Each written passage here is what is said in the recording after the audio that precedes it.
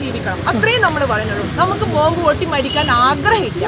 അപ്പൊ നമുക്ക് നിങ്ങൾ ദയവ് ചെയ്ത് എന്തെങ്കിലും ചെയ്തുതരാം. ഇവിടെ എല്ലാവർക്കും അറിയാം സത്യമായ കാര്യമാണ്. പക്ഷെ എല്ലാവരും ഭയന്നിട്ട് മേടിച്ചില്ല. ഈ വീട് ഞങ്ങള് വാടക കൊടുത്തിട്ടുണ്ടായിരുന്നു ഒരു 10-15 വർഷം മുമ്പ്. അപ്പൊ ഈ വാടക കൊടുത്തിട്ട് വാടകക്കാരൊക്കെ പേടിച്ചിട്ട് പോയിട്ട് അവർ വന്നാണ് ഇതിന്റെ മുമ്പില് ബോംബുണ്ട്, നമുക്ക് പേടിയാവുന്നു. ആ ബോംബ് അവർ കൊണ്ടുവച്ചിട്ടുണ്ട്, ഞങ്ങൾക്ക് പേടിയാവുന്നതിന് വാടക ഒഴിഞ്ഞു പോയി. അപ്പൊ ഞങ്ങൾ ഈ വീട്ടാകും ഈ വീടിന്റെ പറമ്പത്ത് നിന്ന് 3 ബോംബ് ഇവരെടുത്തുകൊണ്ട് പോയിട്ടുണ്ട്. ഇവര് ഹബ്ബാണ് ഇവരുടെ. എവിടെയാണത്? അത് ഇതിന്റെ അടുത്തായിരുന്നു ആളൊഴിഞ്ഞ വീടുകളെല്ലാം ഹബ്ബാണ് ഇവരുടെ.